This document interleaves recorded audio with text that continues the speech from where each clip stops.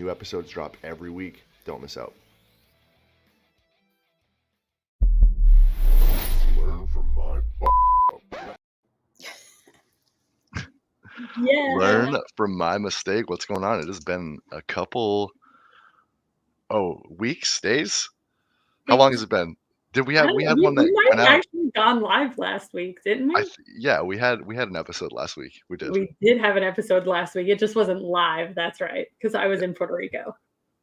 Bragging. I did see that. Yeah, that was one of our pre-recorded. Yes, my technology skills are getting better. That means, Jake, able to pre-record these things every once in a while. But this one is live. So welcome everyone to Learn from My Mistake, and welcome Kristin. Hi, Marie. Hi, Jake. Thank you for having me. Yeah. So Kristin Ryan, tell everybody just a little bit about yourself and how you got started in real estate. So I am based out of Chicago. I've lived here for about 30 years, originally from New York area. Marie. Yes. And I have two daughters, 23 and 20. As I was raising them, because I wanted to be kind of a hands-on mom, I always worked kind of part-time, worked in sales because I could, kind of make the schedule work. And I worked in retail, and I pretty much knew once my kids were older, retail was not going to sustain me. So I went to a real estate seminar. I knew I wanted to kind of dabble in real estate, house hack. My dad and my grandfather did. And I saw a free 2-hour seminar, Fortune Builder seminar. And I know you guys know the rest is history. Oh yeah. I think we were actually like part of the same like class, if you want to call it, not like the actual same event, but same time frame, same year. I think so too. I joined March of 2020 was when I officially, so it was a leap year, February, March of 2020. And I went to my full immersion training and everything shut down. Yep. That weekend. And I said, oh my God, what did I just do? Yeah. Nice. Okay. So pretty, kind of newer in real estate investing space as far as, 2020 to 2023. So you go to this free event, like, what's your big takeaway? What are you like gung-ho about? Where are you going to start investing? Like, what's your game plan? So originally I had attended it's a 2-hour seminar. It was free. I attended because I wanted to house hack. Basically, we have a lot of like 2 flats, 3 flats here in Chicago. And the idea was to buy a 2 flat, live in one, and, rent out the other one.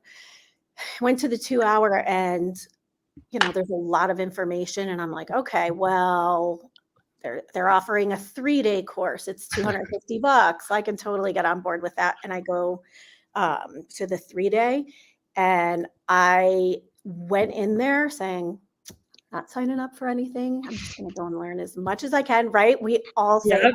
Not gonna another $1 for me.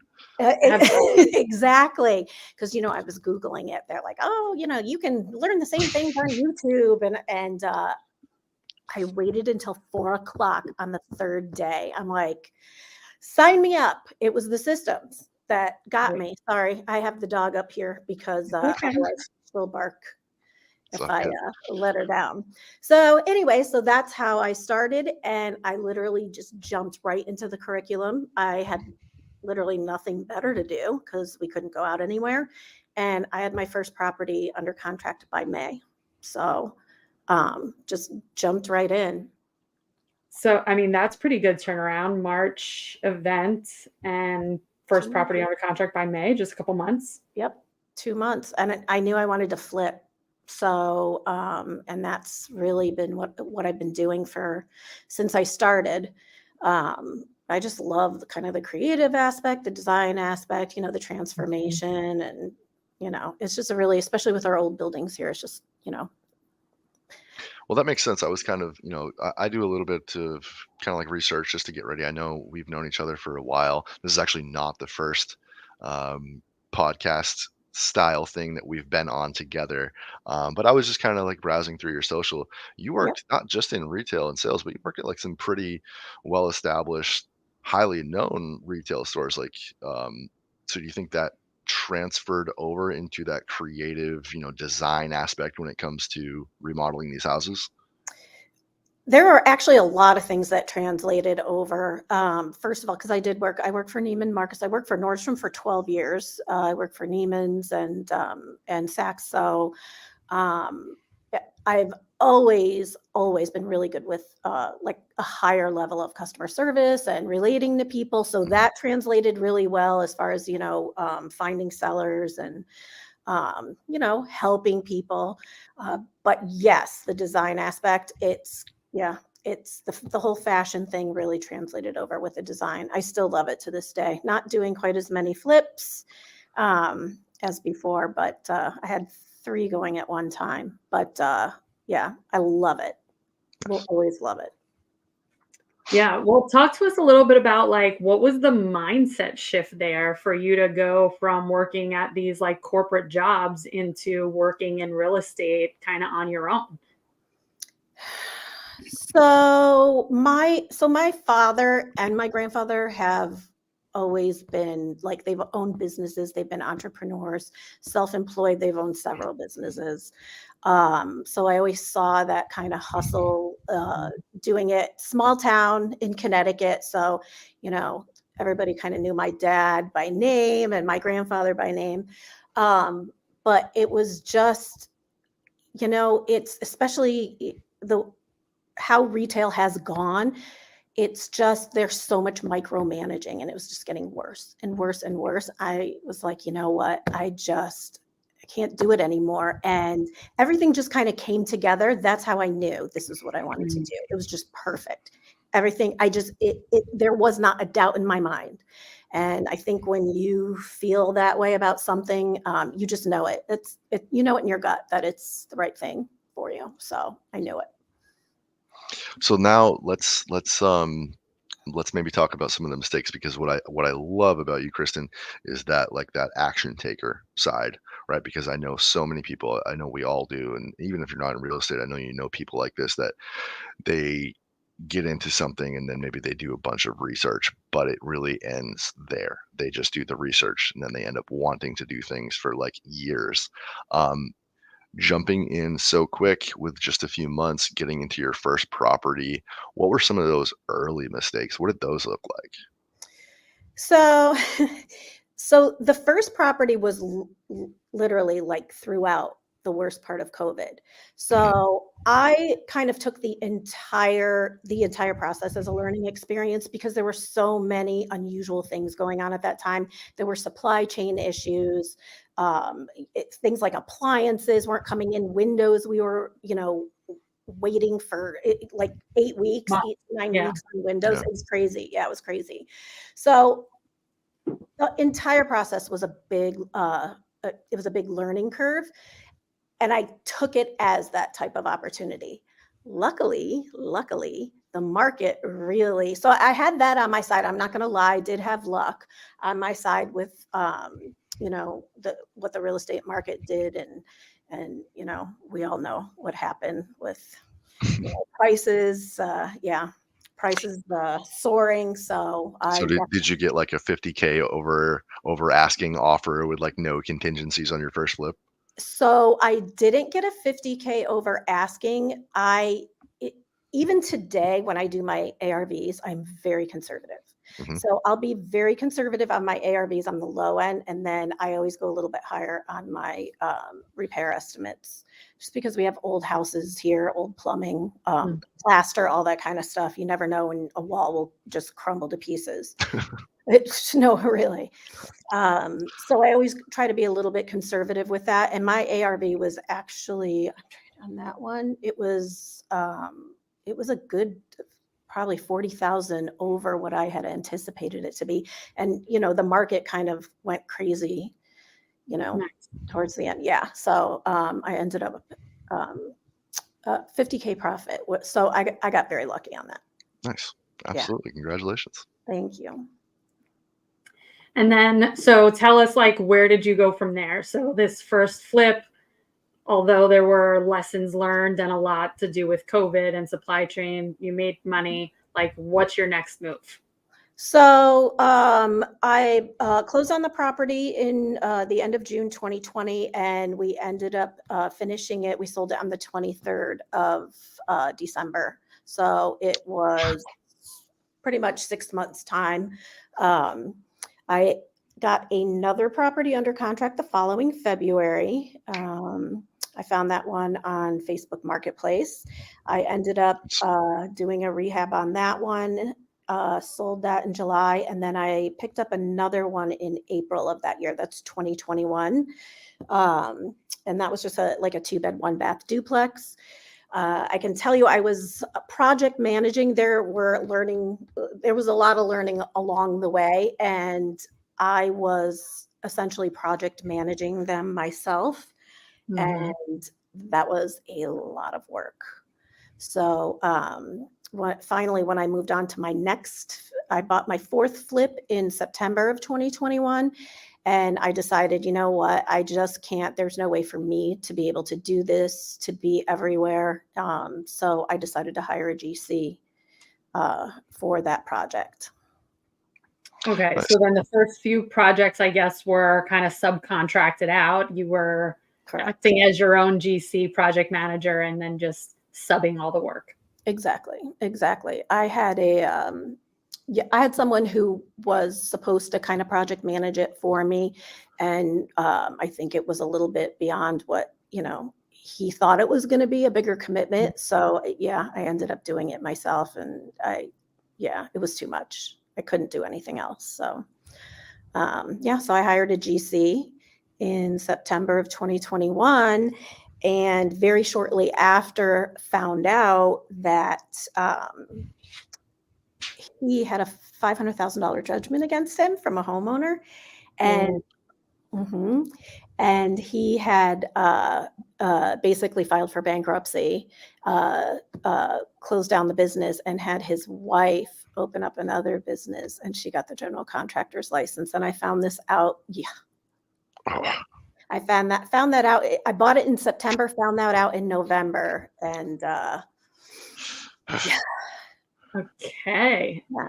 Oh, but it gets better. Not better, but we're What word? She's like, there's more. There's more mistakes. Juicier as far All as right. dirty details here.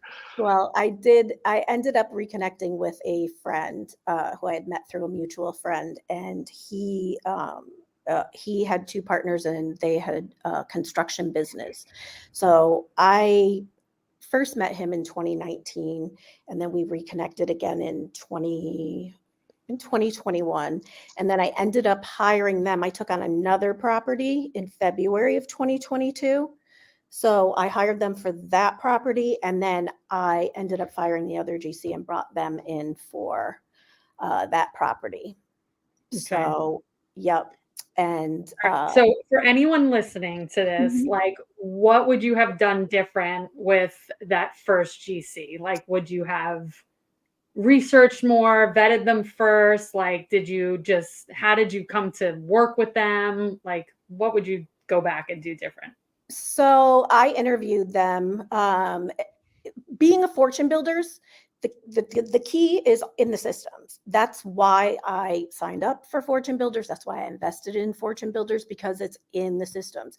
And if you follow the systems, you pretty much set yourself up for success for the most part. So we as fortune builders, we all know about our 6 critical documents that we use with contractors. And, we have our contracts, and we get lien waiver signed and notarized, and we check GC licenses and insurance and all this. And I did do all that. I did interview them. I found them on Yelp, researched them, but I was researching her and not him. So, it was presented to me as he was working for her. I mean, his name wasn't, Right. So, Um, and that, I mean, a lot of people trust Yelp, and you're absolutely right. Those six critical documents. It sounds like you, for the most part, did everything that you could have done. How did you discover? What was it that led you to find all of this out that somebody else could maybe look out for?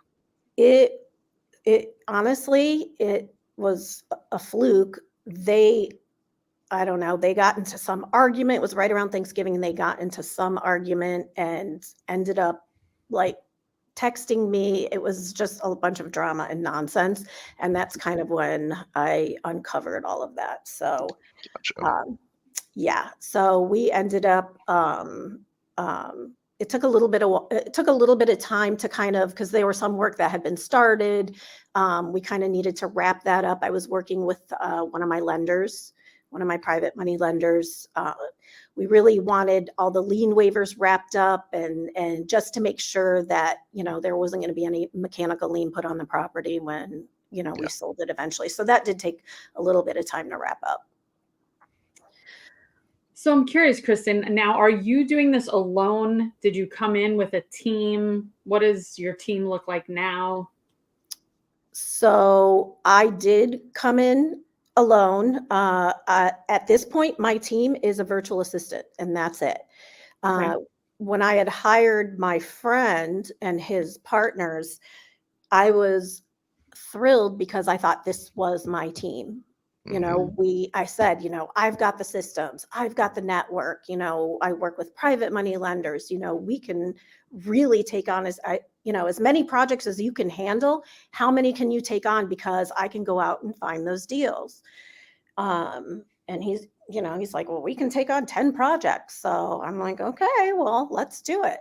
Yeah. So we had the two in Chicago, and then I bought a single family rental property down in Florida in April of 2022. And I sent two of the guys down there to do that because it was a fairly simple cosmetic type of situation. So I sent them down there. They took care of it and came back. What type of arrangement? Because we've talked a lot about partnerships and stuff, and I've Mhm. got a lot of experience as well with people kind of coming in. Was there some type of equity arrangement that you had in place with them, or was it just straight bid the jobs, we'll pay cash, just handle everything? So with them, because it was a friend of mine. I'd known him for a few years, but it was still the first time that we were, working together. Hmm. So they GC'd the project. They gave me a bid.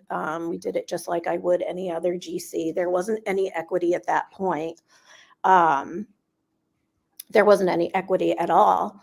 But this was this was really going to be, I was giving them all the business that Yeah. I had. So this was a real opportunity. Um, and once again, I got the 6 critical documents. We had signed contracts for all the properties, the indemnification, the IIA, all of it. And I still check GC license, all of it, insurance, all of it. Um, well, let's just say one property was supposed to be done in April and the other one was supposed to be done in July. And by the end of October, I was continuing to get excuses. One was still down to the studs, and one of them was maybe about halfway completed. And let me be clear, because I had them working on 3 different projects, Hmm. I did pay them ahead because I didn't want them. I knew them personally. I knew they had families. I didn't want them being stretched too thin. So I had paid them ahead on 2 of the 3 projects, and it bit me. There Yeah. you go. That's a big lesson learned right there. That is the big lesson. I have really good friends who are GCs, and they're busy all the time because they are good. But my big mistake I followed all the systems, but my big mistake was paying ahead. And I just, that's a message that I want to get out to people. It doesn't matter who they are, Mhm. how you know them, doesn't matter how close. It's just not worth taking the chance. So what did that look like on the back end? What was the repercussion of paying them ahead of time? What ended up happening for, the people that may not know exactly what that situation looks like? So essentially, we are actually in the middle of a big legal thing right now. Okay. I had paid them ahead of time. My lawyer, sent them a demand letter. They not only not refused to pay it, to return the payment, but they just kind of thought they could ignore my lawyer. And let me tell you, I don't wish anyone to go through what I'm still currently going through it, because it's not something that, resolves itself very quickly, Were unfortunately. you able to finish those projects without them? Have you hired new contractors or got the work done since? So one of the properties, I did finish. It cost me a substantial amount of money to finish it above what I had paid them, Right. which was I had paid them in full at that point. Um, the other one was still down to the studs when I sold it. So, Oh, yeah. Yeah. but you were able to get out from under it, right? A lot of times, if you're locked into something like that, those holding costs, I know, are just start eating and eating away at not just the profits, but like your soul almost, because there's just so much that goes into these things. Well, and think about it. I had two properties that I was, continuing to absorb these holding costs. They weren't getting finished. So the one property that I bought in September 2021, I just sold in May of 2023. So yeah. So learning lesson, right? But that's the entire point of the show, right? So if somebody was listening to this and they heard that and then they were like, okay, wow, so I'm not going to pay anybody up front. That's why we're doing this. That's why we're interviewing amazing people like you. So thank you for sharing that. Yeah, it's a tough thing. I'm not going to lie. I've gone through all the emotions. It is a tough thing to share, but I think it's important to share with people because there are so many other ways that you can get around it. You can purchase the supplies and have them waiting at the project, and then you can, pay them weekly. But yeah, please don't pay them out ahead of time. They have to prove that they've done the work, check it, inspect it, and then pay them after.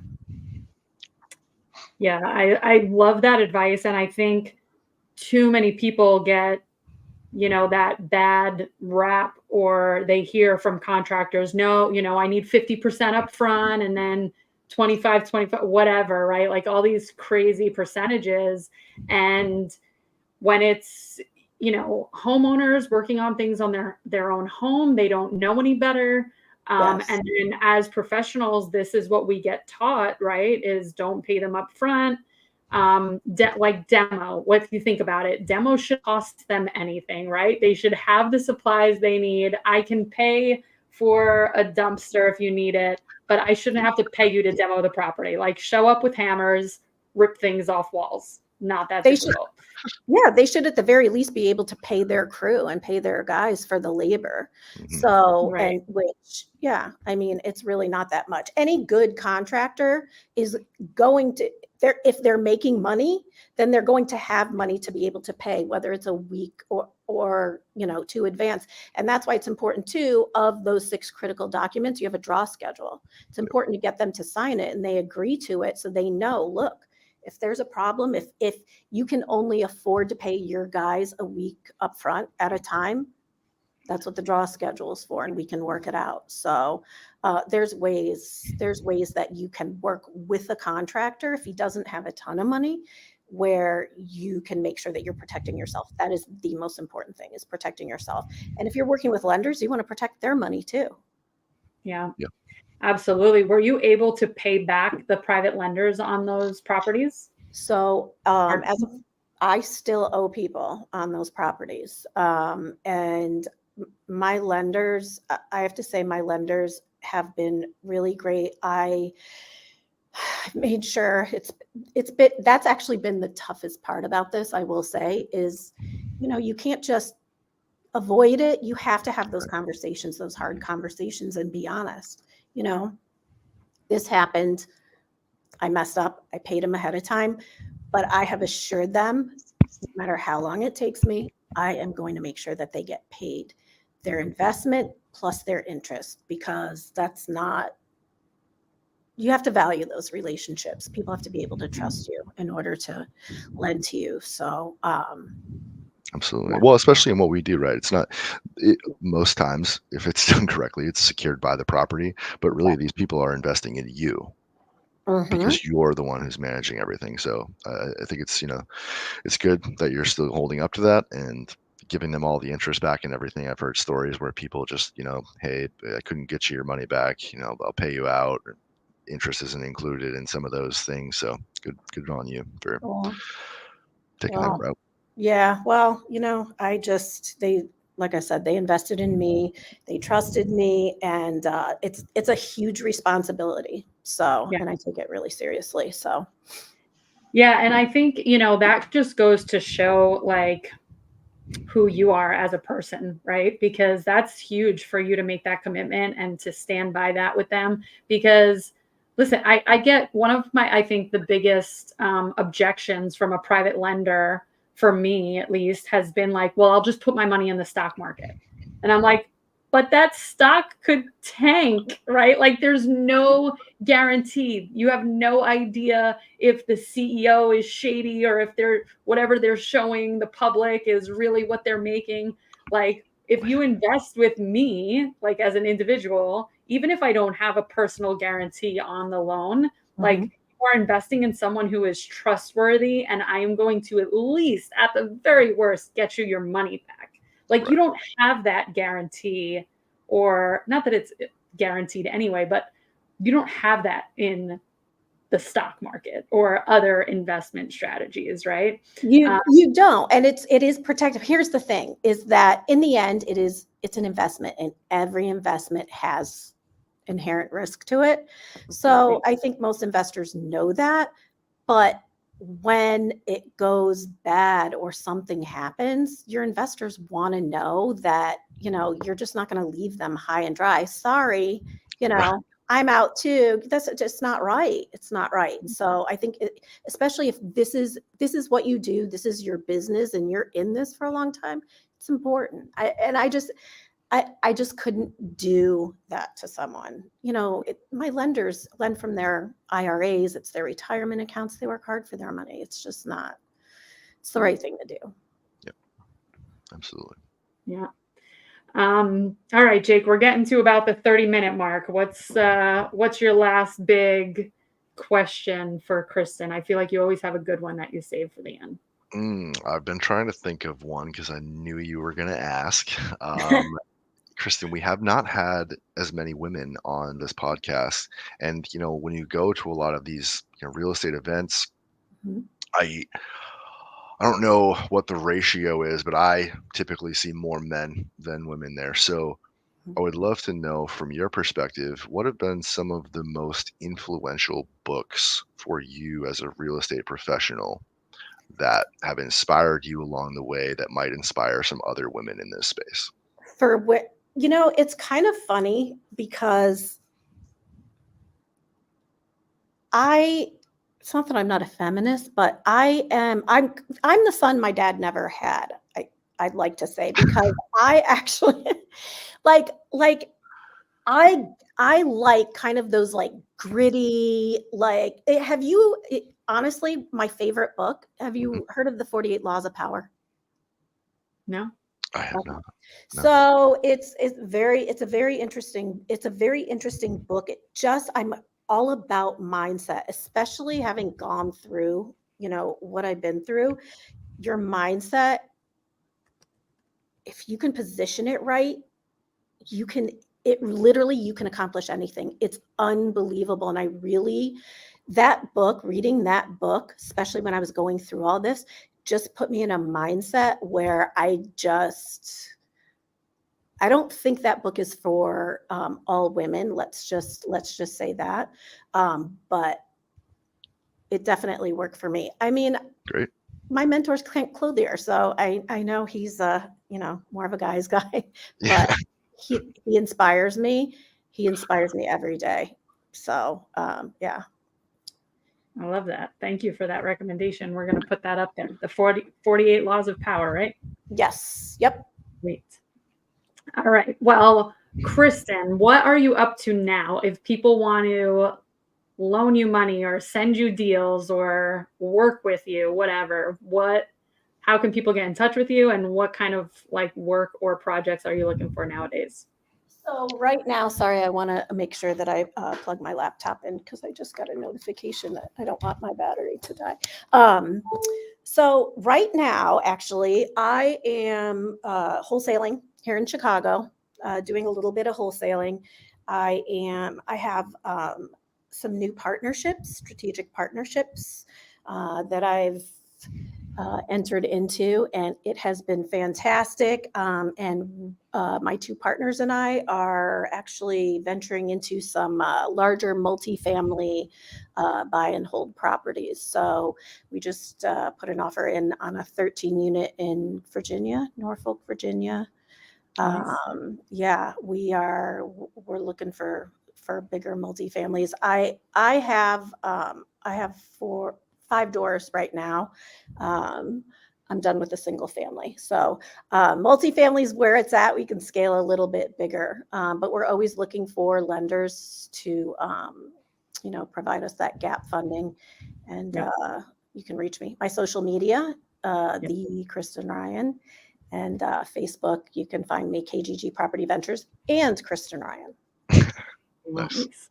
Awesome. Awesome. Well, thank you so much for being our guest. I think, your words will definitely affect some people, especially when it comes to working with contractors. That is a big, big pain point for a lot of people. So, yeah. So I hope it helps. Oh, I'm sorry. I hope it helps too. Really, that's the point. I honestly, I don't want anyone to have to go through this. So, and honestly, if anyone has any questions or needs some advice, please come to me, and I'm happy to share, my experience with them so that they don't repeat the mistake I made. Awesome. Love that. Thanks, Kristin. It was really great having you on. It's great seeing you guys. Thanks.